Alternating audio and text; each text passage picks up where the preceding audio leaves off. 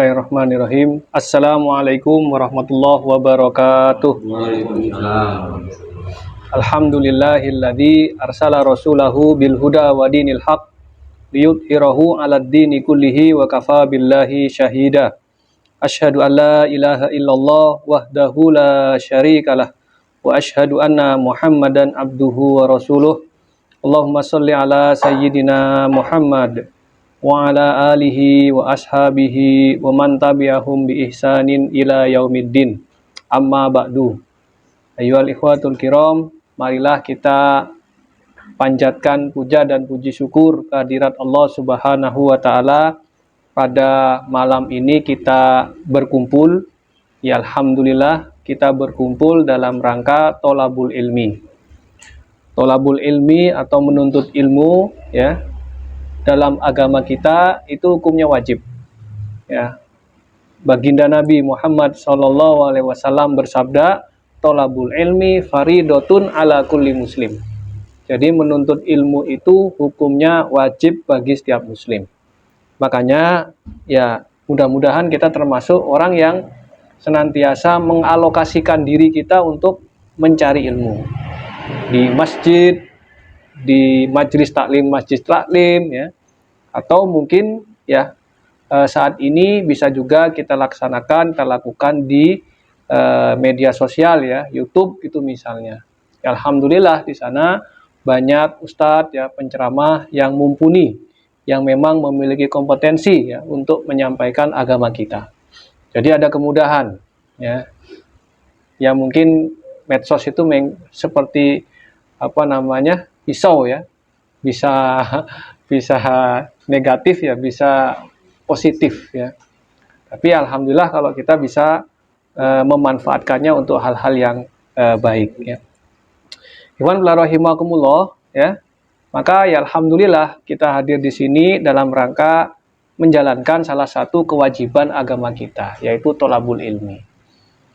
Perlu kita sadari juga, ya. Ya, ini mungkin saya tidak bosan-bosannya, ya, untuk memberikan nasihat, ya, bahwasanya nikmat yang Allah telah berikan kepada kita itu sangat besar. Bahkan dalam Al-Quran Allah tegaskan, kalau kita menghitung nikmat yang Allah berikan kepada kita, pasti kita tidak akan sanggup, ya. Bisa dibayangkan tiap hari kita menghirup oksigen, ya, alhamdulillah nggak bayar, ya. Tiap hari alhamdulillah jantung kita terus berdenyut memompa darah ke seluruh tubuh kita, ya. Ada paru-paru, ya, yang masukkan oksigen, lalu darah dicampur dengan oksigen, dipompa oleh jantung menuju ke seluruh pembuluh darah di tubuh kita, bahkan sampai ke otak, Pak. Jadi itu adalah peristiwa ajaib yang ada di dalam tubuh kita setiap hari. Jadi jantung itu besarnya cuma sekepalan tangan doang, ya, sekepalan tangan doang. Tapi dia, ya, berdenyut, ya, setiap saat dalam sehari, ya, itu bisa mencapai 100.000, ya, dan memompa darah ke seluruh bagian tubuh kita. Yang dipompa sekitar 7.000 liter, ya. Pembuluh darah kita, ya, itu sekitar 92.000 kilometer, ya, itu sama dengan 3 kali keliling bumi. Nah itu, maka jantung itu adalah mesin terkuat di dunia, nggak ada yang ngalahin. Ya, di jantung itu juga ada listrik, kenapa dia bisa berdenyut. Ya. Jadi di tubuh kita ada pembangkit listriknya, Pak. Ada PLN-nya. Masya Allah, luar biasa, Pak. Ya, Allah menciptakan dalam diri manusia ini, ya, sebuah keajaiban, ya, sehingga kita bisa hidup secara normal, ya. Bisa dibayangkan, ya, kok bisa tubuh kita menghasilkan listrik. Ya. Pak Pipin pernah bayar listrik nggak tubuh kita? Nggak pernah kan? Ya alhamdulillah. Nah, itu nikmat luar biasa, kita nggak pernah bayar listrik. Ya. Nah, kecuali rumah ya, bayar Pak ya. Kalau nggak bayar dicabut. Masya Allah. Saya kan jadi bendahara di Masjid Al Barokah ya. Lupa bayar listrik saya. Tanggal 21 dimatiin, Jumatan lagi coba.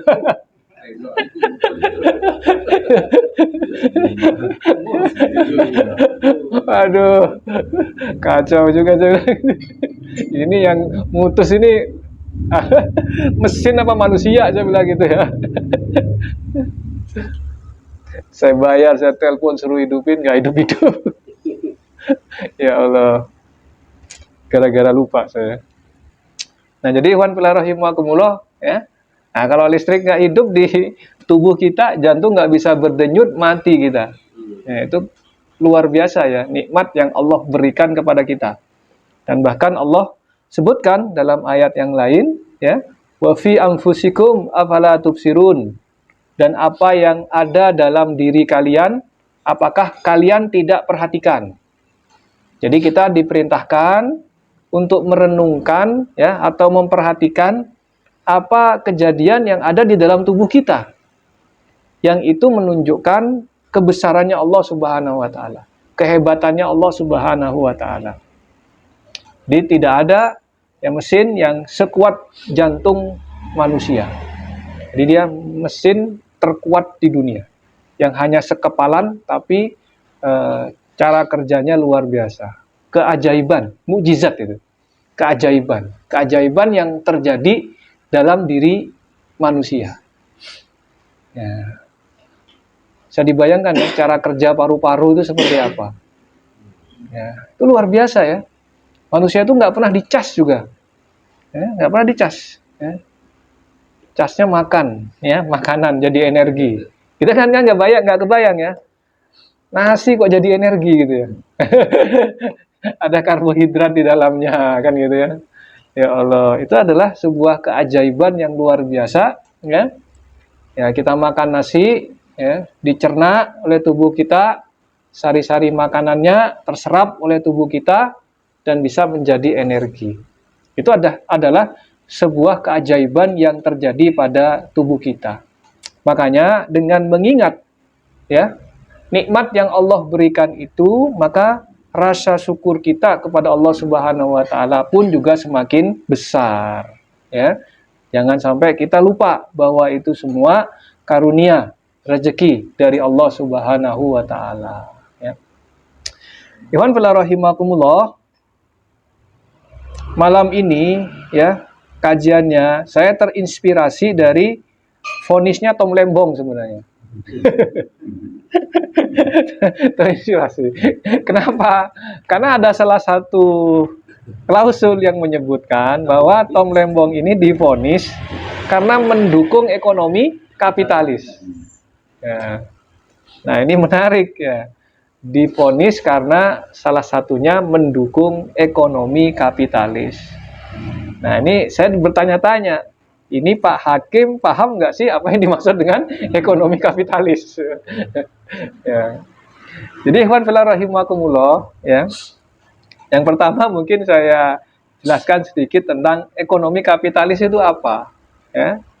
Jadi ekonomi kapitalis itu ya, itu sebenarnya adalah ekonomi yang berbasis pada pasar bebas. Ya, pasar bebas. Jadi ceritanya begini. Dulu ya, sebelum ekonomi kapitalis ini muncul ya, namanya sebuah ekonomi di mana campur tangan pemerintah terhadap perekonomian itu sangat besar. Semua diurusin oleh pemerintah ya. Yang boleh diekspor barang ini dan barang itu, yang boleh diimpor barang ini dan barang itu. Regulasi-regulasi dibuat ya agar impor dilakukan atau ekspor dilakukan sesuai dengan kehendak pemerintah. Waktu itu ya, kekayaan negara itu dipresentasikan dengan emas. Ya. Sehingga menurut mereka, sebelum ekonomi kapitalis ini viral ya, Pokoknya semua aturan diarahkan gimana negara kita dapat emas. Akhirnya mereka bikin regulasi yang sangat banyak. Akhirnya muncullah ekonom-ekonom yang menentang itu semua, ya. Lalu mereka mengatakan seluruh peraturan itu harus ditiadakan. Kenapa? Karena mereka bilang kalau peraturan itu ditiadakan, orang akan bebas berproduksi. Kalau orang bebas berproduksi, maka ya itu ya pertumbuhan ekonomi itu akan semakin tinggi. Kenapa? Karena orang dibebasin. Pokoknya apa aja dah, silahkan. Kepemilikan dibebasin. Semua orang bebas memiliki apa saja. Semua orang bebas ya berusaha apa saja. Ya, itu prinsip dari ekonomi kapitalis. Nah, mengenai harga ya itu diserahkan pada mekanisme pasar bebas. Pasar bebas. Ya, jadi tidak ada aturan pemerintah. Ya, bebas ya, tidak ada ketentuan dari pemerintah. Ya, itu ekonomi kapitalis. Maka apa yang terjadi ya? Sumber-sumber ekonomi di dalam sebuah sistem ekonomi kapitalis itu dikuasai oleh swasta. Jadi yang sangat menonjol di dalam sistem ekonomi kapitalis, swastanya itu sangat berkuasa. Ya. Nah, maka disebut dengan kapitalis itu kan pemilik modal, Pak. Kapital itu kan modal. Ya, para pemilik modal yang berkuasa. Para swasta, ya, pengusaha-pengusaha swasta yang berkuasa. Nah, karena mereka berkuasa, mereka dikasih kebebasan, ya, maka mereka ini semakin besar. Ya, menguasai sumber-sumber ekonomi. Mereka menguasai tambang. Kenapa? Karena mereka yang punya modal. Ya. Kalau Pak Pipin mungkin nggak menguasai tambang. Ya, bisa aja. Ya.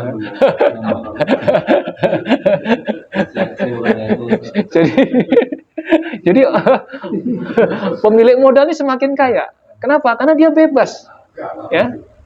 Dia bisa menguasai sumber air misalnya ya. Ya. Dia bisa membeli tanah sebanyak-banyaknya. Nah, di Indonesia ini tanah hanya dikuasai oleh 6 keluarga saja, 60 keluarga aja. Ya.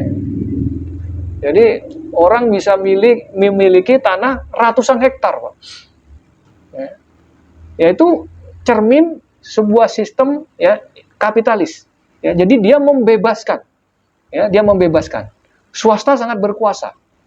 Swasta sangat berkuasa. Nah, swasta ya karena dia berkuasa, dia punya modal, maka dia sebesar-besarnya mengembangkan usahanya. Ya. Kalau dia nggak punya modal, gimana caranya? Bikin bank. Ya, sedot dana dari masyarakat, dia bikin bisnis dari bank yang dia miliki. Ya, sampai Bank Indonesia itu bikin aturan kan. Ya, jadi bank nggak boleh melakukan bisnis secara langsung, kan gitu. Tapi dalam sistem ekonomi kapitalis, ya gampang itu, ya tinggal dia bikin perusahaan sendiri, ya. Lalu banknya itu masuk ke grupnya dia juga. Ya mungkin kalau mau ditunjuk, misalnya Sinarmas kan begitu. Ya. Nah, ikhwan fillah rahimakumullah, ya dalam sistem ekonomi kapitalis mereka bebas berusaha. Ya. Ya, mereka tidak ada batasan, ya bebas berusaha dan pemerintah ya itu tidak boleh membuat aturan yang membatasi mereka. Serahkan semuanya pada mekanisme pasar. Mekanisme pasar. Ya. Pemerintah nggak boleh netapin harga. Semuanya serahkan kepada mekanisme pasar. Kalau harganya naik, harga-harga pada naik, biarin aja. Nanti bakal turun sendiri. Makanya ada istilah invisible hand. Tangan tidak kelihatan. Nanti turun sendiri katanya. Ya, biarin aja. Harga gabah tinggi, biarin. Nanti turun sendiri. Ya, harga-harga naik semuanya, biarin. nanti turun sendiri. Harga naik, kata mereka, bagus. Kenapa? Nanti para pengusaha masuk ke sektor itu, ya. Kenapa? Karena harga-harganya bagus. Lalu setelah itu harga akan kembali stabil. Ya. Jadi itu rumusnya ilmu ekonomis itu, kapitalis seperti itu. Ya. Nah, ikhwan fillah rahimakumullah, sebaliknya, ya, muncullah teori, ya, sistem ekonomi sosialis. Kenapa? Karena kapitalis itu punya banyak masalah, Pak. Masalahnya apa? Kesenjangan. Itu dalam sebuah negara kapitalis, ya, contoh Amerika, ya, bolehlah kita sebut negeri kita.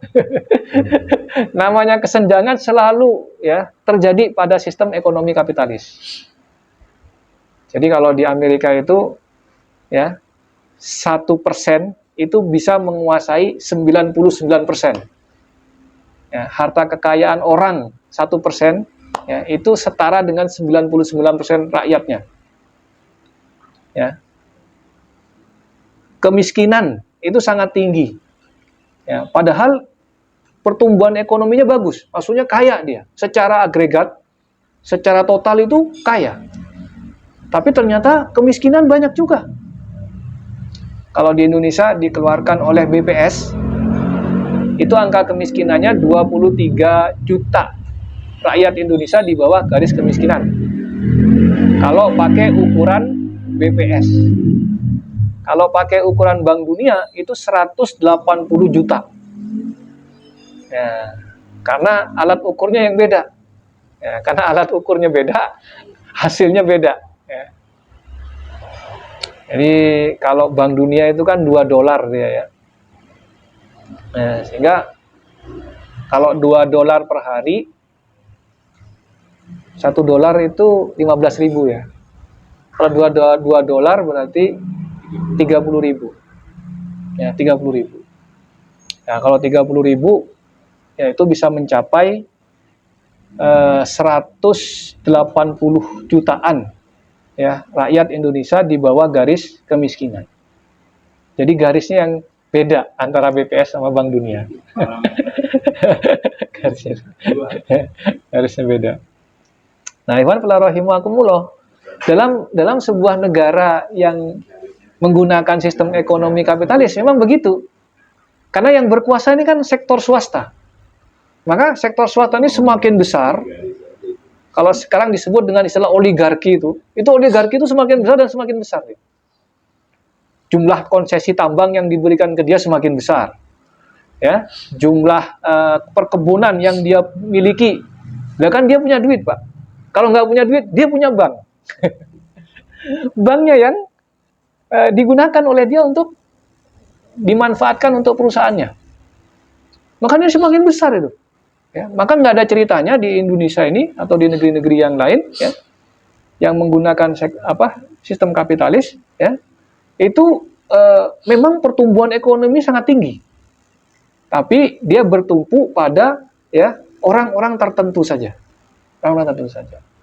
Nah, ini khasnya kapitalis itu seperti itu. Makanya ini ditolak oleh penganut sistem sosialis. Kata orang sosialis, nih nggak gini nih caranya. Kalau gini caranya kan lagunya Rhoma Irama yang terjadi.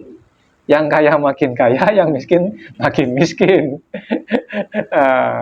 Bukan berarti Rhoma Irama sosialis, ya. Enggak. Tapi orang sosialis berpikirnya, ya, orang kaya itu, ya, itu merampas haknya orang miskin. Jadi para pekerja yang dibayar dengan upah murah itu haknya diambil oleh orang kaya. Yang harusnya kelebihan keuntungan itu untuk mereka. Tapi ternyata untuk para kapitalis tadi, pemilik modal. Ya. Maka mereka, ya, mempunyai teori kalau gitu orang kaya, ya, atau swasta tidak boleh punya alat-alat produksi. Semua alat produksi dikuasai oleh negara. Ya. Negara yang punya. Ya. Rakyat itu hanya kerja sama negara. Upahnya sama. upahnya sama.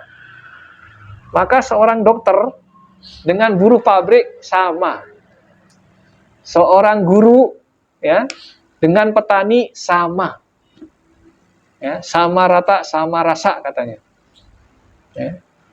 Maka di negeri-negeri sosialis ya, itu rata miskinnya. Kalau negeri kapitalis kan ada yang kaya, ada yang miskin. Ya. Negeri-negeri sosialis rata miskinnya. Ya. Kalau sekarang mungkin diwakili oleh Korea Utara. Jadi ada YouTuber itu yang masuk Korea Utara. Ya orang Korea Utara itu rata miskinnya. Ya. Pejabatnya kaya. Ya.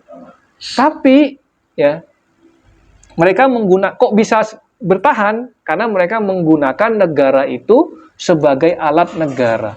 Jangan macam-macam, nggak boleh protes. Terima aja.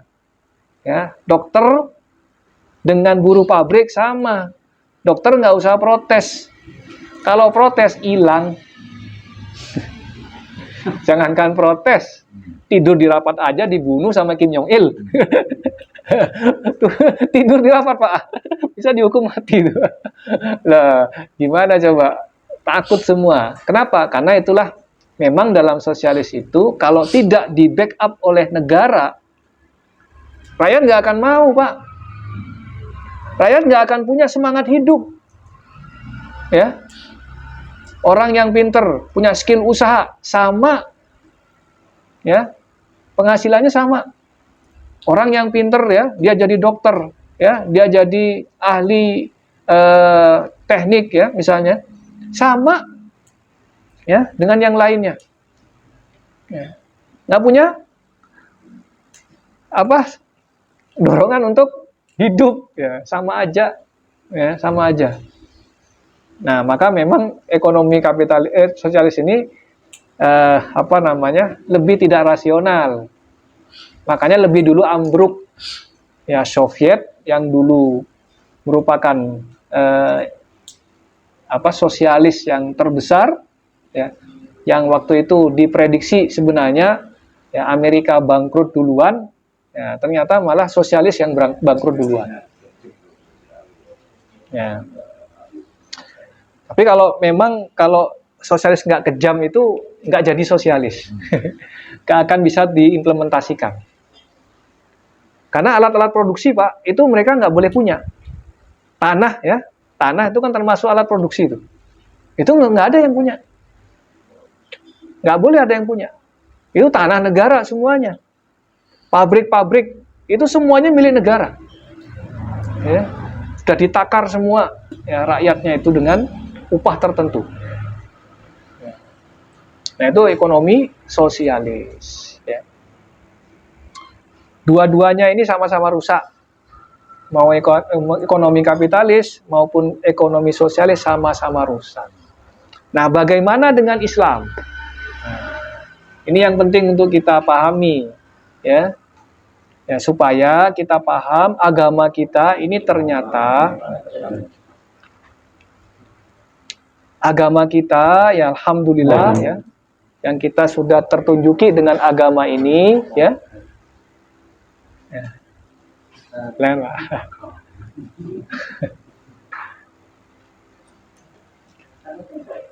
Katanya Pak Geri sibuk sama KKMP katanya. Koperasi Kelurahan Merah Putih.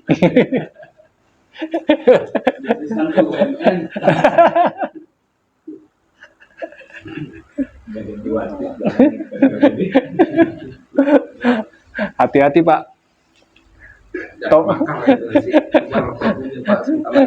Tom Lembong aja masuk penjara Pak. Ya, saya lanjutkan ya. Nah, jadi ikhwan fillah rahimakumullah ya. Supaya kita paham betul ya, agama kita mengatur urusan itu juga dan agama kita ya luar biasa ya memiliki sebuah sistem yang terbaik ya.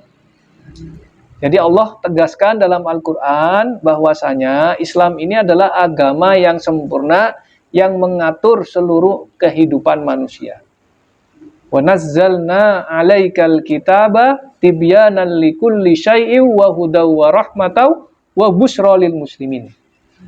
Dan kami menurunkan Al-Qur'an, Alkitab, tibyanan likulli syai', menjelaskan segala sesuatu. Jadi udah dijelasin semua oleh Allah Subhanahu wa taala dalam Al-Qur'an. Enggak ada yang kelewat. Wa hudaw wa rahmah. Dan Al-Qur'an itu sebagai petunjuk hidup. Jadi udah dijelasin gimana, ya. Lalu itu harus jadi petunjuk. Ya, jadi percuma dijelasin tapi nggak dijadikan sebagai petunjuk. Ya. Kayak buku yang kita baca terus tapi nggak diamalin. Ya, percuma. Itu berarti cuma jadi penjelasan saja, tidak jadi petunjuk hidup. Jadi Al-Quran itu penjelasan yang lengkap, komplit, dan sebagai petunjuk hidup. Lalu yang ketiga, Allah tegaskan, wa rahmah. Rahmah itu kasih sayang Allah kepada manusia. Artinya, yang namanya rahmah, ya, manusia dikasih petunjuk, itu ibaratnya kita ada di tempat gelap, kita nggak bisa ngapa-ngapain, tabrak sana, tabrak sini, tapi lalu Allah kasih lampu. Jadi jelas semua, mana yang kamar mandi, ya, mana yang ruang tamu, jadi jelas. Ya, itulah kasih sayang Allah ketika Allah turunkan Al-Quran, jadi petunjuk, maka hidup ini menjadi lebih bisa kita jalani dengan baik. Ya. Ya, bisa dibayangkan ya kalau kita hidup dalam kegelapan. Nah, Al-Quran itu cahaya yang memberikan penerangan sehingga manusia bisa hidup ya dengan sempurna. Nah, ikhwan fillah rahimakumullah, saudara-saudaraku sekalian yang dicintai Allah Subhanahu wa taala, ya. Bagaimana dengan Islam? Kalau tadi kita bahas tentang kapitalis, bahas juga tentang sosialis, walaupun baru sekilas, tapi mudah-mudahan udah kebayang. Nah, menariknya apa? Yang pertama, Islam itu ngatur dari sisi al-milkiyah, kepemilikan. Jadi Islam itu menetapkan ada 3 bentuk kepemilikan. Yang pertama, kepemilikan pribadi atau kepemilikan personal. Dalam bahasa Arabnya al-milkiyah fardiyah. Al-milkiyah fardiyah ini kalau di sosialis itu nggak ada. Yang ada adalah kepemilikan bersama, kepemilikan negara. Ya. Kalau di kapitalis, kepemilikan fardiyah itu justru semua menjadi kepemilikan fardiyah dan semua orang bebas memiliki apa saja. Tapi kalau dalam Islam, ya, Allah tetapkan ada kepemilikan fardiyah, kepemilikan individu, tapi Allah batasi cara memperolehnya. Cara memperolehnya dibatasi. Kenapa? Sebab kalau cara memperolehnya itu tidak dibatasi, ya, bisa jadi ya orang itu mengeksploitasi orang lain. Ya. Bisa jadi orang itu ya mengambil haknya orang lain. Atau bisa jadi orang tadi ya melakukan perbuatan yang terlarang. Maka Allah tetapkan kita boleh memiliki barang, memiliki sesuatu, tapi Allah batasi cara memperoleh sesuatu itu. Ya. Kalau di dalam kapitalis nggak ada, Pak, nggak ada batasan. Ya, kita boleh memiliki apa saja kalau dalam ilmu kapitalis. Ya. Kalau dalam Islam, kamu boleh, manusia itu boleh memiliki sesuatu, karena itu memang Allah izinkan kepada kita untuk memiliki sesuatu, tapi cara memperolehnya dibatasi. Ada cara yang memperolehnya yang halal, ada juga cara memperolehnya yang haram. Nah, ini menariknya Islam ini. Jadi tidak bebas sebebas-bebasnya, ya. Tidak juga dibatasi, Pak. Kalau sosialis kan dibatasi ya nilainya ya. Kalau dalam Islam, kita itu dibebaskan memiliki sebesar apapun harta, sebanyak apapun harta, tapi dengan cara yang halal. Nah ini menarik, artinya kita ini masih punya semangat Pak. Orang sosialis nggak punya semangat, ngapain? Dibatasin. Orang Islam nggak dibatasin dari sisi jumlah, nggak dibatasin. Mau punya istana kita ya, punya harta yang banyak gitu ya, silahkan, silahkan, ya, silahkan aja. Tapi cara memperolehnya dibatasi. Tidak boleh menipu, tidak boleh mencuri, tidak boleh curang, tidak boleh dengan sistem ribawi, tidak boleh dengan cara judi. Dibatasi. Caranya yang dibatasi. Cara yang dibatasi. Nah, ikhwan fillah rahimakumullah, saudara-saudaraku sekalian yang dicintai Allah Subhanahu wa taala, itu kepemilikan individu. Kaya boleh, silahkan. Ya. Cuma tadi caranya dibatasi. Kalau sudah kaya, ya, ada kewajiban yang harus dia lakukan. Apa? Bayar zakat.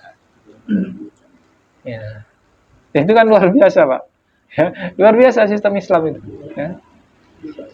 Lalu yang kedua, ya, yang kedua, ada kepemilikan pribadi, ada kepemilikan bersama.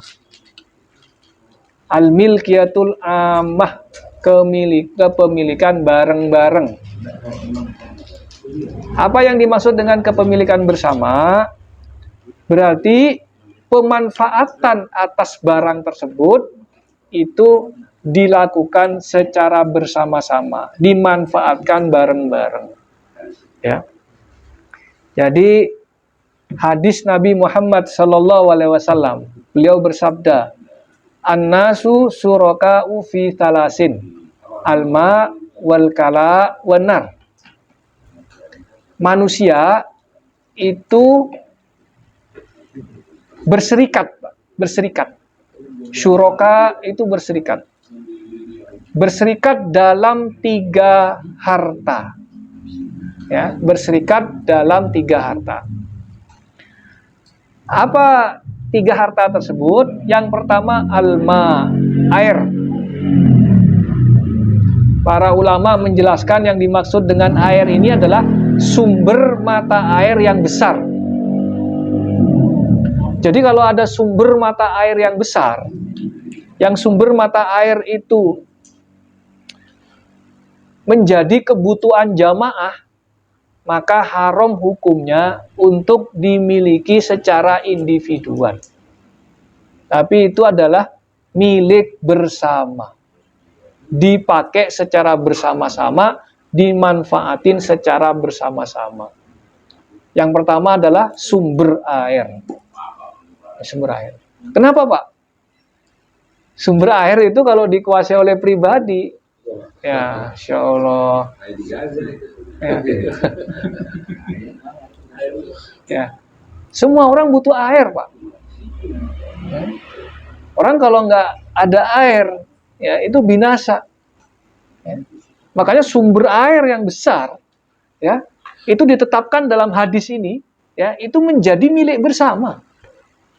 An-nasu syuraka'u fi salasin, alma. Yang pertama itu air.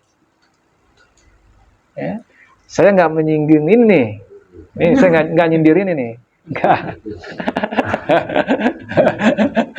Saya cuma bilang hadisnya begitu, gitu ya.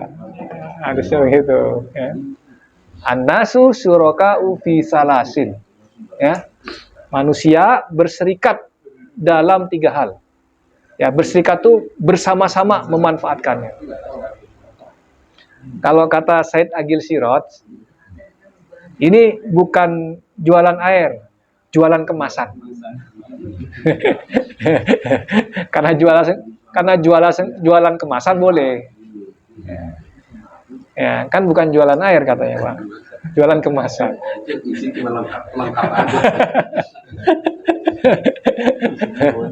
Bonus. Nah, itu yang pertama ya. Lalu yang kedua, yang menjadi milik bersama, ya, yang Rasul bilang syuroka, bersama-sama, itu wal kala. Kala itu padang gembalaan.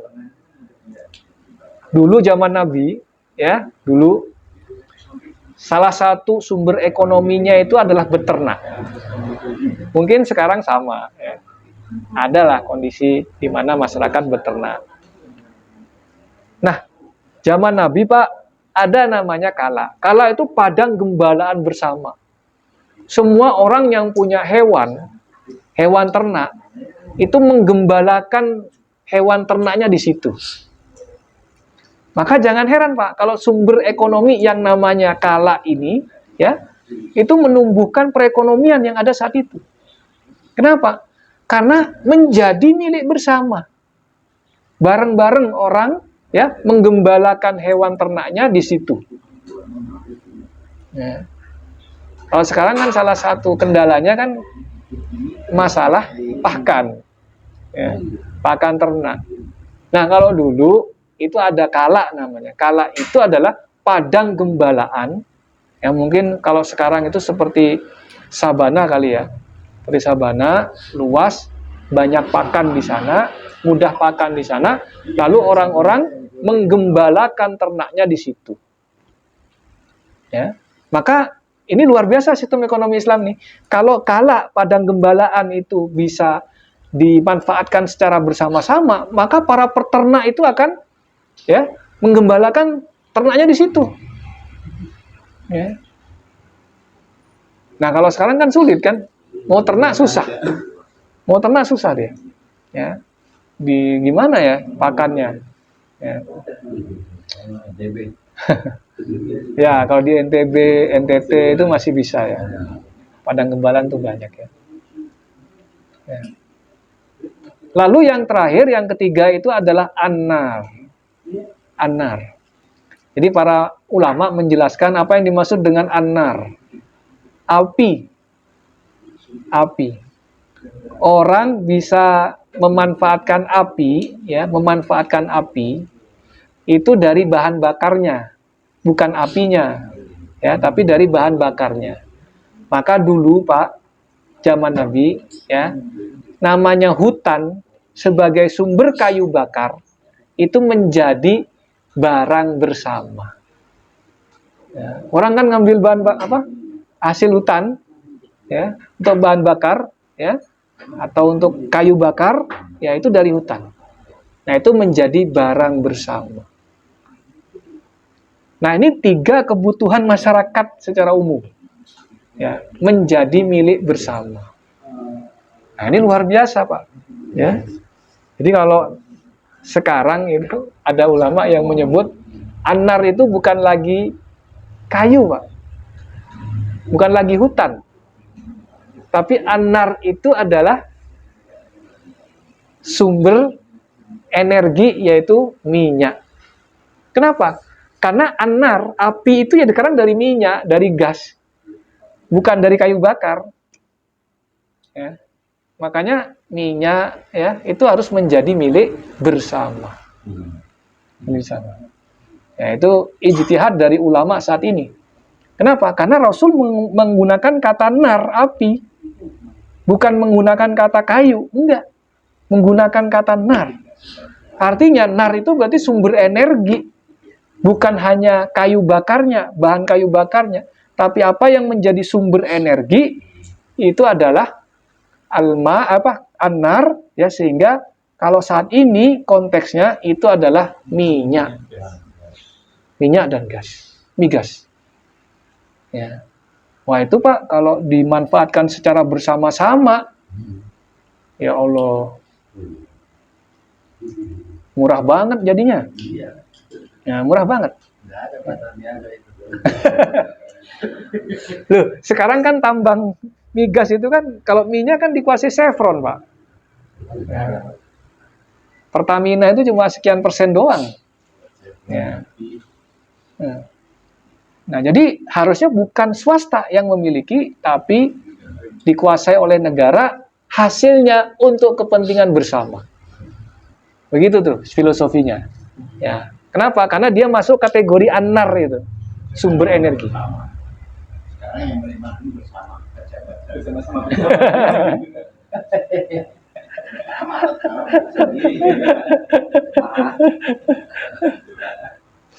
Bahkan dalam hadis yang lain, Pak, hadis yang lain, Jadi teks hadis ini, ya, hadisnya itu banyak.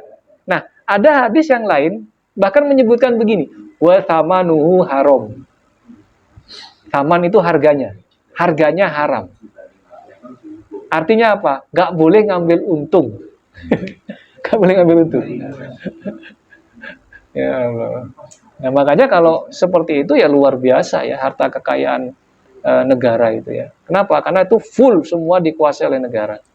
Ya kalau sekarang kan justru dikuasai oleh swasta. Maka kalau sekarang kalau pertimbangan hakim itu mendukung para kapitalis, itu bisa masuk penjara. Ya. Maka kalau sumber kekayaan alam itu diserahkan pada swasta, itu mendukung para kapitalis itu, Pak. Ya. Bahkan di Undang-Undang Dasar 45 pasal 33, ya, itu saya tegas mengatakan, ya, dikuasai oleh negara, dikuasai oleh negara. Ya. Dan sekarang dikuasai oleh swasta, Jadi memang sekarang itu sistem ekonomi yang diterapin itu sistem ekonomi kapitalis, Pak. Ya, udah kapitalis. Bahkan ada peneliti dari Jepang yang menyebutkan Indonesia itu lebih kapitalis dari negara kapitalis. Karena di Indonesia satu perusahaan itu bisa menguasai perdagangan dari hulu hingga hilir. Ya, itu hanya orang kapitalis yang begitu, Pak. Ya, kuasai semua. Lah iya bebas. Ya. Nah, ikhwan fillah rahimakumullah, saudara-saudaraku sekalian yang dicintai Allah Subhanahu wa taala, kembali tadi ke yang kedua, itu adalah kepemilikan umum, kepemilikan bersama. Yang Rasulullah tegaskan ada 3. Kalau dalam hadisnya ada 3. Alma, sumber mata air, kala, padang gembalaan, lalu yang ketiga, ya, api. Dan ini sumber ekonomi, Pak, 3-tiganya. Sumber ekonomi. Artinya apa? Kalau ini bisa dikuasai, ya, oleh masyarakat, dipakai secara bersama-sama, ini sumber ekonomi yang bisa, ya, menjadikan masyarakat itu menjadi terdistribusi dengan baik sumber-sumber ekonomi itu. Jadi tidak menumpuk ke para oligarki itu. Loh, sekarang itu menumpuk ke para oligarki itu, Pak. Sumber air dikuasai oleh swasta. Ya enggak? Ya. Terus minyak, gas dikuasai juga oleh swasta. Ya. Pemerintah sih sebenarnya air, Pak. Tapi orangnya itu ya bagi pemerintahan, tapi usahanya yang berikutnya air keras. Itu tapi enggak. Ya kan? Sambil enggak umumnya jadi. Ya. Tapi air keras sudah punya dia. Dia punya pemerintah juga itu. Itu jenis kepemilikan umum yang pertama. Jenis kepemilikan umum yang kedua, itu yang tambang. Jadi ada sahabat Nabi namanya Abyad bin Hammal. Abyad bin Hammal ini minta kepada Nabi tambang garam. Tambang garam. Datanglah kepada Nabi, terus dia, ya Rasulullah, saya minta tambang garam. Ya. Lalu Rasulullah kasih. Dia dikasih izin untuk menambang garam. Kalau tambang garam itu kan tambang, Pak, ya. Jadi bukan tambak, ya. Oh, tambak itu yang di Madura itu. Ini tambang. Karena garam itu kayak di Australia, ya, itu kan tambang. Terus di Timur Tengah itu tambang. Ya. Nah, oleh Rasulullah pertama dikasih. Ya. Karena Rasulullah mengira tambang garam yang dia minta itu nilainya kecil, jumlahnya kecil. Kalau kecil boleh. Ya. Lalu ada sahabat lain yang mengatakan, ya Rasulullah, apa yang kau berikan itu seperti air yang mengalir. Maksudnya jumlahnya sangat besar. Ya. Lalu Rasulullah SAW tarik kembali pemberiannya. Padahal menarik kembali pemberian itu nggak boleh. Nggak boleh, kita udah ngasih orang nih, tarik lagi nih, nggak boleh. Kenapa? Karena kepemilikannya kan sudah berganti. Ya. Tapi Rasulullah dalam kasus ini narik. Ya. Kenapa? Karena yang diminta itu ternyata kepemilikan umum. Yaitu tambang yang jumlahnya sangat besar. seperti air yang mengalir kalau kata sahabat tadi. Seperti air yang mengalir. Maka ulama menjelaskan begini, ini fokusnya pada seperti air yang mengalir.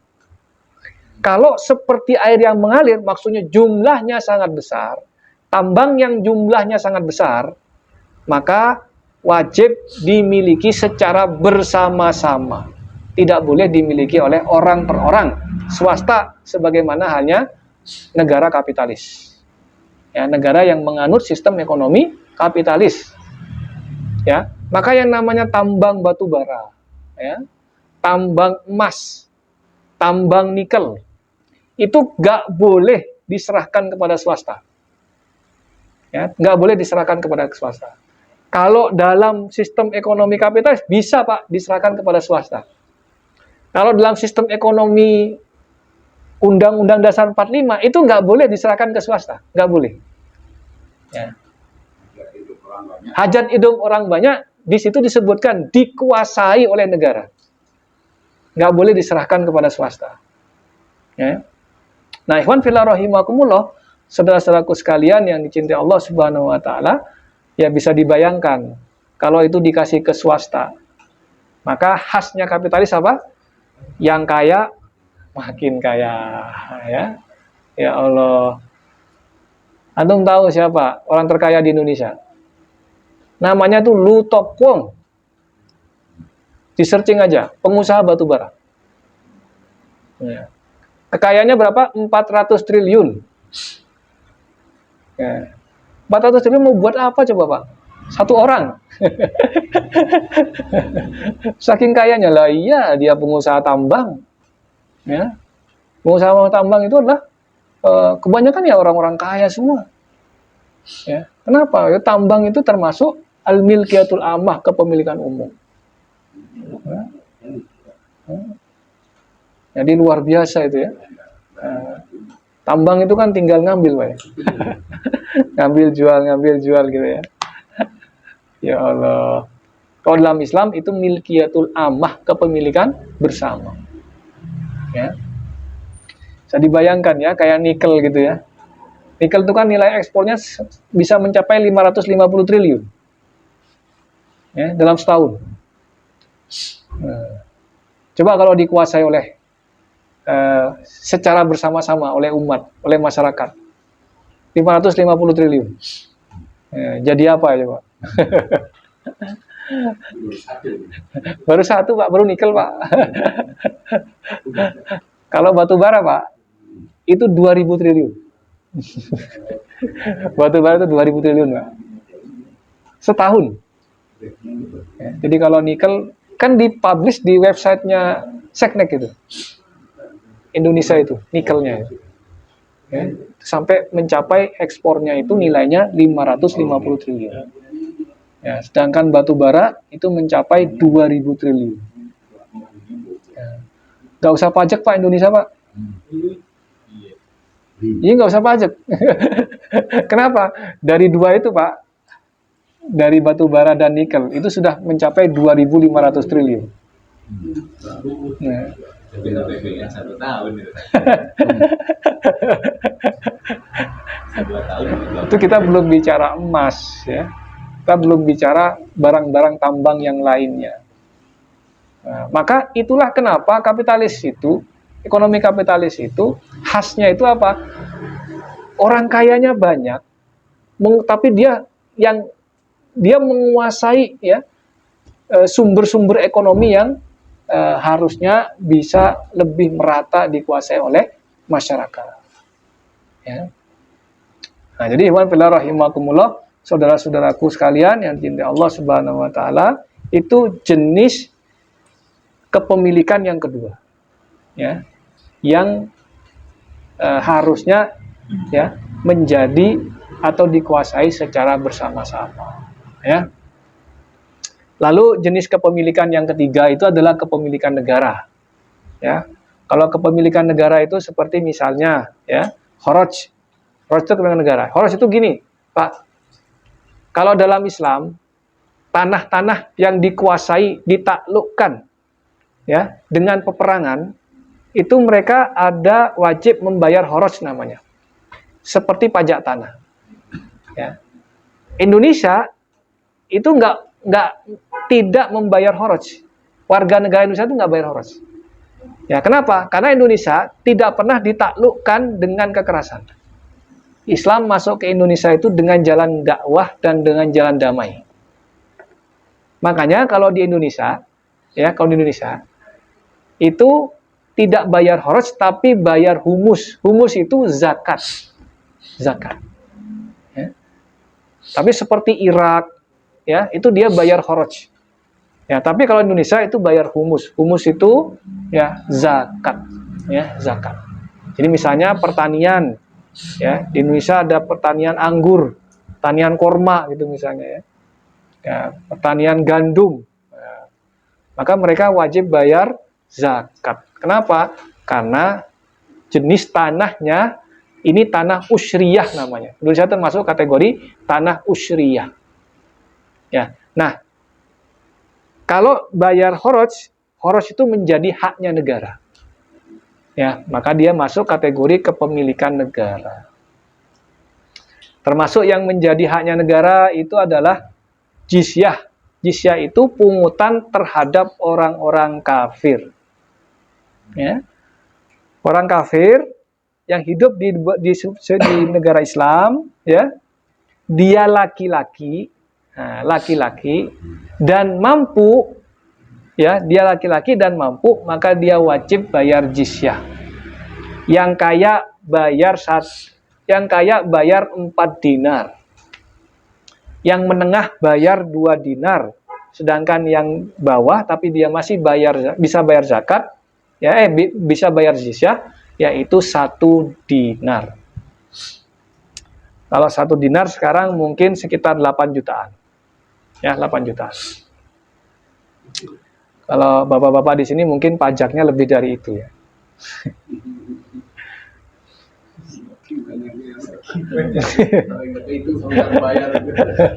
Nggak kebayar. Karena semua bayar kan. Punya motor bayar, punya mobil bayar, punya rumah bayar gitu, ya. Nah, beli di Indomaret bayar gitu, ya. Beli di resto bayar gitu, ya. Setidaknya bayar 11% kan gitu kan. 11% tuh lumayan banyak gitu, Bang. Kalau 100.000 kan 11.000.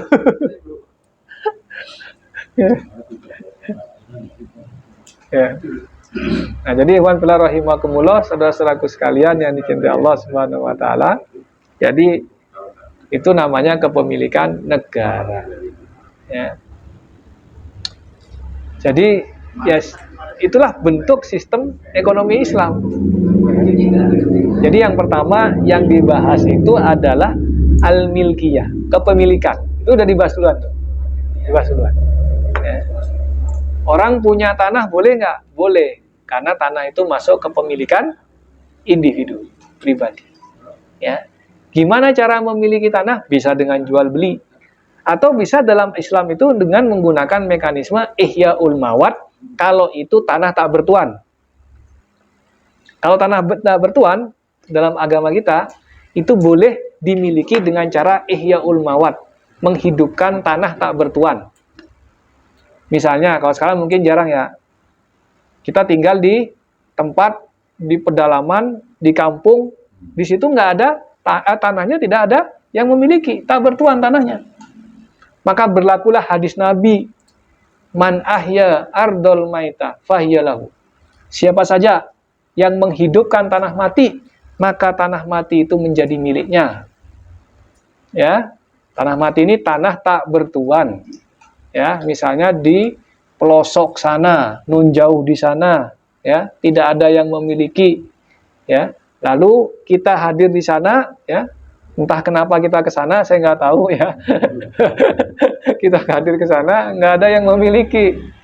Ya, maka kita hidupkan, kita bajak, lalu kita tanemin sawah, ya, padi, tumbuh. Maka kata Rasulullah, man ahya ardol maita, siapa saja yang menghidupkan tanah mati, maka tanah mati itu menjadi miliknya. Nah, itu kita dibolehkan punya tanah. Ya. itu kepemilikan ya, pribadi. Ya, boleh. Ya, cuma caranya aja yang dibatasi. Ya, di saat yang sama ya, Islam mengatur nih banyak cara yang dilarang dalam agama kita dalam hal mencari harta. Maka Islam contohnya mengharamkan judi. Ya. Dalam kapitalis, dalam sebuah negara kapitalis, judi itu boleh aja. Boleh aja. Ya. Kalau di Hong Kong gitu misalnya ya, ada di Macau. Ya. Oh, di Malaysia ada di Genting Island. Genting apa genteng? Genting ya. Jadi, ya memang boleh ya. Kalau di Amerika mana? Di Las Vegas ya. Ya, saya tahu dari internet aja, belum pernah ke sana ya. Tapi itu hukumnya haram ya, nggak boleh. Nah, ini menarik ya. Ternyata yang diharamkan oleh agama kita, cara-cara memperoleh harta yang diharamkan oleh agama kita, itu ternyata cara itu adalah cara yang merusak ekonomi sebenarnya. Judi itu merusak ekonomi. Ya, judi ternyata merusak ekonomi. Di Indonesia ini luar biasa. Ini PPATK mengeluarkan catatan ya tentang judi ini ya. Makanya kemarin yang 3 bulan diblokir itu kan gara-gara salah satunya terduga digunakan untuk judi online itu. Ya. Di Indonesia itu, nah ini mungkin PPATK juga keliru kayaknya ya. Terbukti kemarin salah blokir ya. Ternyata ya di Indonesia itu perputaran judi online itu sampai mencapai 1.200 triliun. 1.200 triliun. Ya. Jadi luar biasa. Sebegitu besarnya. Antum bisa bayangkan ya, judi itu buat perekonomian itu nggak ada manfaatnya. Kenapa? Karena namanya judi itu ya, itu bukan perputaran barang dan juga bukan perputaran jasa. Tapi perputaran duit. Duit ketemu duit. Ya. Itu terjadi. Jadi itu dalam perekonomian itu nggak ada manfaatnya. Ya. Tapi ya, itu membuat masyarakat ya, itu terfokus ke sana. Bukannya kerja dengan cara berdagang, sehingga ada barang dan jasa yang dipertukarkan, tapi malah ya dagang duit dalam tanda petik. Dagang duit. Ya. Jadi itu namanya mungkin bisa kita sebut dengan istilah sektor non-real. Ya, bukan sektor ekonomi, tapi sektor non-real. Nah, ini bahaya buat perekonomian, Iwan Rahimahumullah. Ya, apalagi dampak sosialnya sangat tinggi, sangat besar. Ya, betapa banyak orang yang akhirnya rumah tangganya rusak gara-gara judi, Pak. Gara-gara judi. Ya, kemarin ada anak muda, ya, kita ngobrol sama dia, ya, ternyata dia sudah ngabisin duit orang tuanya 600 juta. Judi online. Ya, alhamdulillah udah tobat sekarang. Ya, 600 juta, Pak. Udah tobat. Ibunya sampai terima kasih. Ya, kita kan nggak tahu ya. Ya, kita kan cuma ngomong sama dia gitu ya. Nah, ini dia tobat ya. Ya, alhamdulillah ya. Nah, ternyata ibunya cerita. Ya, kita kan nggak tahu dia sudah ngabisin duit 600 juta. Ibunya cerita, alhamdulillah anak saya tobat, anak saya udah ke masjid, anak saya udah nggak judol lagi. Ya. Nah, padahal sebelumnya katanya ya ngabisin duit orang tuanya sampai 600 juta. Ya Allah. Ya. Merusak. Iwan Rahimahumullah. Ya. Bayangkan yang merusak itu perputarannya sampai mencapai 1.200 triliun. Ya, 1.200 triliun. Artinya begini, saya ingin mengatakan, kalau di dalam sebuah sistem ekonomi kapitalis itu bebas orang berusaha. Ya. ternyata kebebasan berusaha itu bukannya produktif, malah kontraproduktif untuk perekonomian. Kontraproduktif untuk perekonomian. Yang katanya produktif, kan kalau mereka kan berpikirnya kalau dibebasin jadi produktif. Tapi kalau tidak dibatasi, bukannya produktif, tapi malah kontraproduktif. Ya, ini kontraproduktif. Ya. Maka hal-hal yang diharamkan dalam agama kita ternyata ya justru ya itu untuk kebaikan manusia itu sendiri. Ya, ya ini baru judi, ya, belum yang lainnya. Ya, sektor-sektor yang memang diharamkan dalam agama kita. Ya. Coba Pak, kalau di negara kapitalis, yang namanya pelacuran boleh nggak? Boleh, boleh. Memang ada jasa di situ. Kalau pelacuran ada jasa Pak. Kalau judi nggak ada jasanya, nggak ada. Tapi kalau pelacuran ada jasanya. Apa jasanya Pak? Agen, Pak.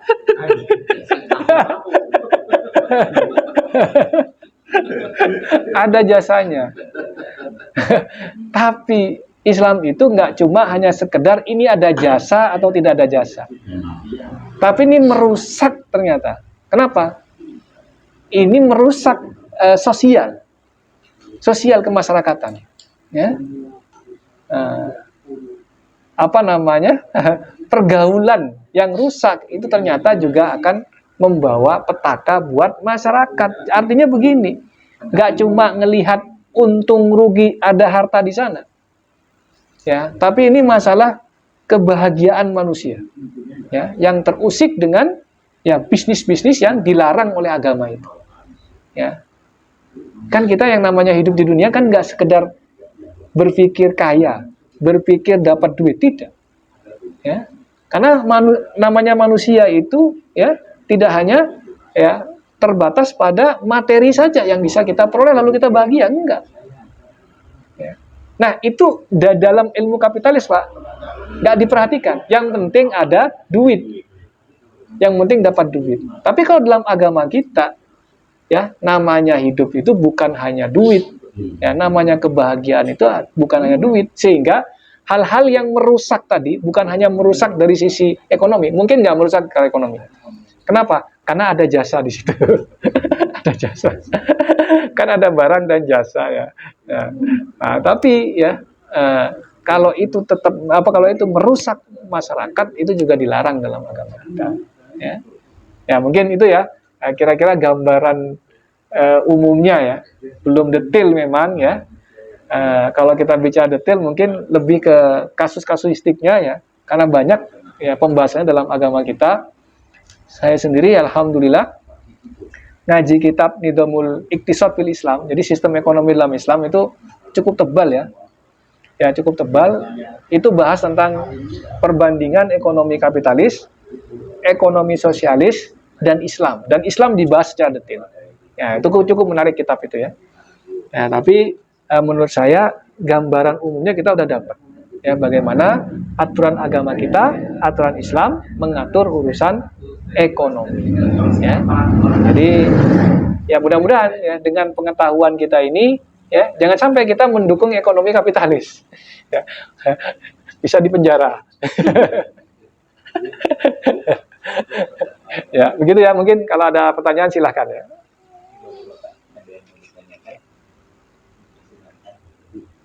Bagus. Justru lagi bermasalah. Ada masalah kita. Ngomong juga masalah. Jadi mungkin gini aja kali saja. Kalau kita lihat negara kita kan dari kita merdeka memang boleh dibilang azasnya sudah azas Islam ya, ekonomi Islam. Kira-kira faktor apa yang menyebabkan tuh di Indonesia sulit banget ya untuk melaksanakan undang-undangnya sendiri gitu ya. Ya syukur-syukur sih bisa menerapkan ekonomi secara Islam. Ekonomi Islam yang dikandung aja yang diambil ya di dalam undang-undang dasar 45 itu sulit sekali diterapkan. Apa karena memang masyarakat Indonesia yang belum belum dewasa atau belum ini sehingga lebih mendapatkan syahwatnya, atau memang Indonesia sangat dipengaruhi oleh negara-negara lain supaya Indonesia nggak berkembang. Hmm. Jadi konteksnya apa yang Ustaz sampaikan hari ini kita aplikasikan ke Indonesia yang sampai saat ini malah makin hari makin kapitalis, ya makin hari ekonomi juga makin sulit dan ekonomi Islam pun makin hari makin dijauhkan gitu. Ya mungkin kira-kira penjelasannya seperti apa? Ya. Yang pertama tadi sudah disampaikan oleh Pak Agus, sebenarnya memang kita itu dalam pengaruh ekonomi global. Ya. Para kapitalis itu, kapitalis global, ya, itu mencari mangsa di dunia ketiga, Pak. Dunia berkembang, negara-negara berkembang. Termasuk salah satunya adalah Indonesia. Coba bisa dibayangkan, perusahaan-perusahaan luar, ya, itu masuk ke Indonesia, ya, investasi di Indonesia, investasi di tambang, ya, investasi di industri-industri strategis, ya. Ya, bukan hanya industri yang istilahnya non strategis lah, tapi industri strategis, ya, di tambang tadi, ya. Nah, mereka ini masuk ke Indonesia. Nah, supaya bisa masuk gimana? Mereka bisa melakukan kerjasama dengan para petinggi-petinggi tadi. Ya, sogok sana, sogok sini, akhirnya dia mendapatkan konsesi. Ya. Masuklah mereka, ya, para kapitalis itu, walaupun tadi melanggar berbagai undang-undang di negara kita sendiri. Ya. Jadi memang pengaruh dari sistem ekonomi global itu, ya, itu mendorong, ya, kita, ya, itu mengikuti, ya, apa yang menjadi arahan dari mereka, ya. Maka jangan heran, Pak, ya, investasi asing itu sebegitu mudahnya. Nah, sebenarnya investasi asing itu nggak masalah kalau bukan dalam industri strategis, ya. Misalnya, ya, cuma hanya sekedar pabrik sendal, ya boleh aja. Gak ngaruh pada perekonomian secara nasional, ya. Tapi kalau sudah nguasain tambang, Pak, ya udah, dialah yang nentuin harga juga, ya, dia yang nentuin harga, ya. Jadi berat, ya. Apalagi model migas itu kan production sharing contract, ya. Jadi hasilnya yang dibagi. Nah, masalahnya apa? Bagian dia dijual keluar. Kita kurang jadinya kan. Kita ekspor, kita impor. Ya. Kita yang punya, dia ekspor keluar. Ya. Kita beli lagi.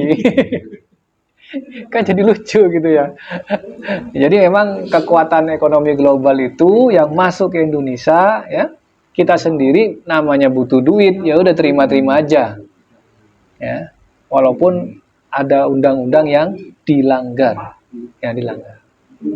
Jadi itu yang pertama, Pak. Jadi memang seperti seolah-olah kita tidak punya kekuatan untuk lepas dari kekuatan ekonomi global, ya, baik melalui atas nama investasi dan lain sebagainya.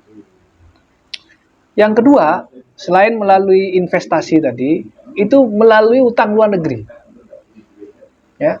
Mereka masuknya melalui utang luar negeri, ya. Mereka ngasih pinjaman. Ya, mereka masih pinjaman. Nah, ketika mereka ngasih pinjaman, akhirnya negara-negara dunia ketiga atau negara-negara berkembang, yaitu mereka didikte oleh pemberi pinjaman. Ya, pemberi pinjaman. Nah, itu yang terjadi saat ini. Indonesia itu, ya, utang luar negerinya, ya, utangnya itu sampai sudah mencapai di angka 10.000 triliun. Ya. Nah, bisa dibayangin tuh, ya, angka segitu besarnya, ya, orang kalau udah punya utang sebegitu besarnya, maka, ya, istilahnya dia posisinya jadi inferior, ya. Gimana ya caranya, ya? Bunganya aja sampai 500 triliunan, Pak, bunganya doang, ya. Maka sulit untuk menjadi independen dengan ketergantungan terhadap utang luar negeri. Akhirnya apa? Ya, gimana mau menjalankan sistem perekonomian sendiri yang benar-benar berdiri, ya, dengan kemampuan sendiri, ya, sedangkan kita sudah dijebak dengan hutang. Sudah dijebak dengan hutang. Ya, jebakan hutang. Ya, jadi akhirnya, ya, mereka, ya, memaksakan berbagai proyek ya untuk diimplementasikan di negeri kita. Ya terutama kan begini Pak, mereka itu kan masuk nawarin proyek-proyek, utang luar negeri, ya bahannya dari mereka, tenaga ahlinya dari mereka gitu ya. Indonesia bayar utangnya doang. Nah tentu ini berarti kalau kita lihat tidak terlepas dari ya pemimpin-pemimpin negeri ya yang tadi ya mempersilahkan ya asing ya untuk masuk ke Indonesia ya. Bukan berarti anti asing enggak. Tapi asal industri-industri yang memang harusnya dikuasai oleh anak negeri itu yang tidak boleh masuk mereka. Kan loss Pak, masuk semua. Ya, masuk semua, loss bener. Ya, semua masuk. Ya. Sehingga tadi ya untuk diimplementasikan ya susah juga. Ya. Mereka pun juga sudah kong kali kong itu. Ya. Mau impor berapa aja, tinggal main aja dengan kekuasaan kan. Ya, gitu. Ya. Jadi kondisinya seperti itu. Jadi kalau dibilang gimana kok susah, ya karena memang ya sejak awal ya kita sudah membuka ya jalan bagi ekonomi global. Yang ekonomi global nih kapitalis tadi, para kapitalis memang kayak siap mencengkram. Dia mau mencengkram terus kita buka. Ya sudahlah. Kenapa kok dibuka? Ya biasalah. Ya, itu mungkin salah satu faktor ya korupsi ya yang merajalela di Indonesia ya. Sehingga ya mereka kalau di dalam beberapa pembahasan para pakar itu jual beli pasal Pak. Jadi pasal itu diperjualbelikan. Ya. Nah siapa coba yang memperjualbelikan pasal itu siapa? Kalau bukan para kapitalis. Ya para kapitalis kong kali kong dengan penguasa itu. Ya. Kenapa? Karena tergantung peraturan yang mau dibuat itu. Ya. Ya kira-kira seperti itu. Contohnya yang negara yang menggunakan 100% ekonomi Islam, yang negaranya makmur. Maksud saya benar-benar ada, tapi saya lupa negara mana gitu ya. 100% menggunakan ekonomi Islam, tapi negaranya makmur. Terus tidak banyak apa ya? Saya pernah dengar, tapi saya lupa tuh ada negaranya gitu. Kalau 100% sekarang itu belum Pak, nggak ada Pak. Ya nggak ada. Tapi kalau seperti kekayaan alamnya yang dikuasai oleh negara, yaitu banyak. Ya. Jadi tidak dikuasai oleh asing ya. Kalau misalkan dikuasai asing nih, ya. Dikuasai asing ya dan swasta lah, walaupun swasta nasional ya, tapi tetap dikuasai oleh swasta. Tapi di beberapa negara di Timur Tengah ya itu kan ada yang memang sumber kekayaan alamnya dikuasai oleh negara secara totalitas ya. Sehingga memang makmur ya. Negara-negara yang memiliki sumber daya alam yang besar ketika dikuasai betul oleh negaranya makmur biasanya ya. Kalau di yang dekat-dekat misalnya kayak Brunei ya, Malaysia ya, dia lebih kuat dalam hal pengelolaan sumber daya alamnya dibandingkan Indonesia. Kalau Indonesia tuh loss Pak, semua dikasih ke asing. Semua dikasih ke asing Pak.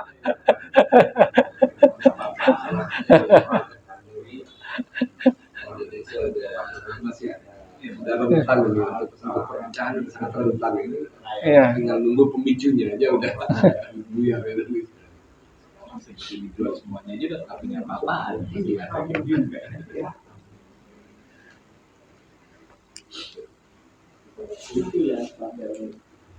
Nah, tapi kan kalau misalnya berdasarkan data yang sahabat Rasul itu memiliki tambang garam itu, berarti sebenarnya untuk dimiliki individu itu boleh tambang garam. Boleh asal kecil. Nah, kecilnya itu maksudnya kayak Jadi kalau di dalam hadis itu kriterianya itu kalma il seperti air mengalir. Maksudnya jumlahnya sangat besar, ya besar banget. Jadi itu menjadi hajat hidup orang banyak. Ya. Tapi kalau hanya ya ini mah 2 tahun aja digali udah selesai habis, ya itu kan nggak menjadi hajat hidup orang banyak. Oh, Ya nggak menjadi hajat hidup orang banyak. Tidak menjadi isu nasional gitu. Iya, tidak menguasai hajat hidup orang banyak. Ya sedikit lah kayak itu. Nah itu boleh-boleh aja.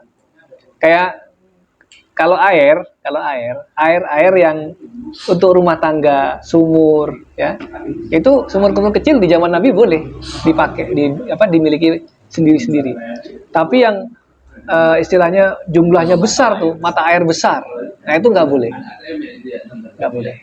mata air besar. Gimana? Ya, jam-jam. Jadi mata air besar itu nggak boleh, ya nggak boleh. Tapi kalau yang kecil-kecil, ya itu silakan. Memang ada hadis khusus yang melarang menjual kelebihan air, ya, menjual kelebihan air. Jadi itu maksudnya kita punya sumur nih, terus ada orang yang tidak punya atau butuh air. Nah, kita tuh punya sumur yang kita sendiri lebih. Terus ada orang yang butuh, nggak boleh kita jual tuh air tuh. Itu khusus air itu, hukum khusus air. Itu nggak boleh jual. Kita harus kasih, Ya. Ya karena tadi air itu Pak, kalau nggak minum itu mati orang. Maka dalam agama kita sampai diatur segitu. Ya kalau air nggak boleh. Ya. Kita punya keran di depan ya, kita ngambil dari sumur gitu ya. Ya kita sudah cukup ya kepentingan pribadi kita. Lalu ada orang lewat, dia butuh air gitu ya. Nah itu nggak boleh kita jual ya. Nah, seliter segini ya, nggak boleh, nggak boleh, harus dikasihkan. Pam juga nggak boleh. Pam kalau swasta juga nggak boleh. Sebenarnya Pam juga kan banyak dia ngambil sumber air. Bukan dari sungai atau bisa jadi dia nada. Kalau letterleknya sih menurut saya sih memang nggak boleh kalau air pump. Jadi gini Pak, dalam kajian fikih itu Pak, yang diperbolehkan itu ma'ul mukhros. Jadi ma'ul mukhros itu gini, airnya sendiri itu gratis. Tapi kalau ada jasa untuk mengalirkan air, itu boleh. Orang tadi boleh mendapatkan upah dari situ. Jadi misalnya ada sungai ya, terus jauh kan sungainya kan, ambilin dong. Nah dia itu boleh mengambil upah dari bawain air itu, ya, ngalirin air atau bawain air itu boleh. Nah makanya kalau kata Syed Agil Sirot itu jualan kemasan itu boleh, kan itu ngambilin air dikemas dijual. Ya. Nah yang salah itu sebenarnya ini negaranya yang menyerahkan izin ya untuk menguasai sumber air. Nah itu yang salah. Ya. Harusnya dikelola oleh negara. Tapi kalau misalnya ada swasta ya yang mengalirkan air, dia mendapatkan upah dari mengalirkan air, ya itu boleh. Upah mengalirkan air. Olah atau dia mengalirkan air, bukan menjual air sebenarnya. Ya. Tapi yang benar harusnya itu dikuasai negara, lalu dialirkan ke masyarakat. Itu yang benar. Ya. Jadi ya, yang nggak boleh tadi Pak, negara ngasihin sumber air ke swasta. Nah itu yang nggak boleh. Ya. IKM nggak dikasih hasil gitu, keluar air itu.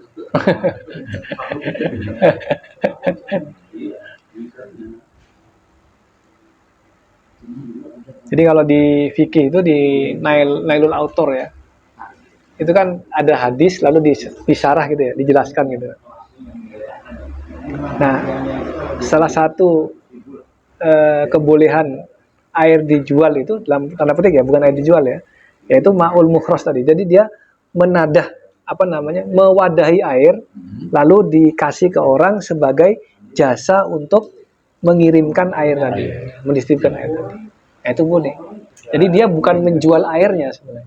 Dia bukan menjual jasanya. Makanya tadi kalau saya contohkan, kalau kita punya sumur, kita jual, ya, padahal dia ngambil sendiri, itu nggak boleh. Tapi kalau kita ambilin, biar deh saya teng-teng deh, gitu. Ini ada biaya neng-teng ya. Nah, itu boleh itu. Tapi kalau hanya airnya yang kita jual ya, tanpa ya tadi dia sendiri yang ngambil dan lain sebagainya, nah itu nggak boleh. Ya, emang secara hukum nggak boleh. Ya.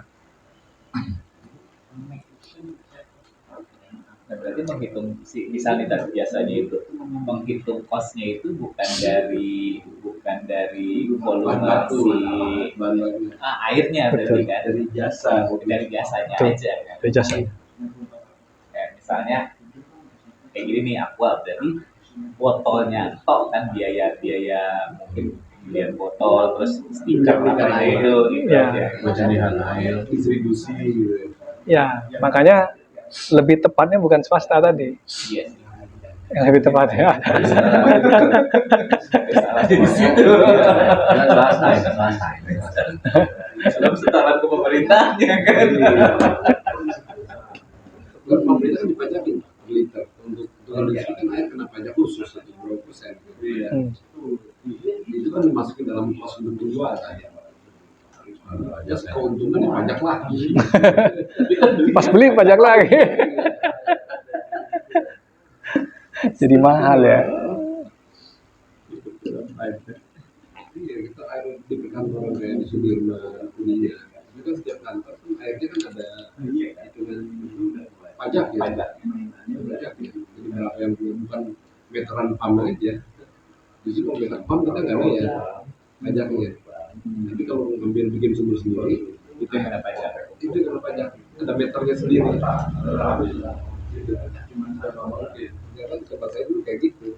Nggak ngambil dari pam, tapi karena airnya bagus, ngambil sendiri, tapi bikin meter sendiri. Itu kena pajak, bayar pajak itu.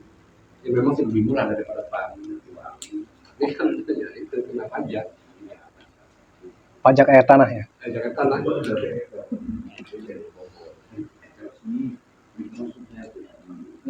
Pak, ada yang mau ditanyakan?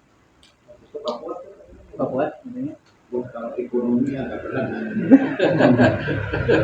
Dia lagi musuhan sama ekonomi dia. Kalau urusan apa-apa tuh masalah. Uang ekonomi ya, uang. Ujian ya Pak. Mau sekolah apapun tetap aja ujian ekonomi. Urusan apapun di sekolahnya. Baik Bapak-Bapak, kalau tidak ada pertanyaan lagi, kita tutup kajian kita malam ini. Jazakallah khairan kepada Ustaz.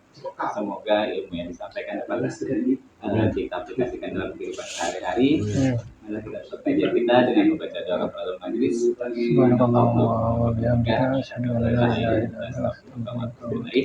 Assalamualaikum warahmatullahi wabarakatuh. Waalaikumsalam warahmatullahi wabarakatuh.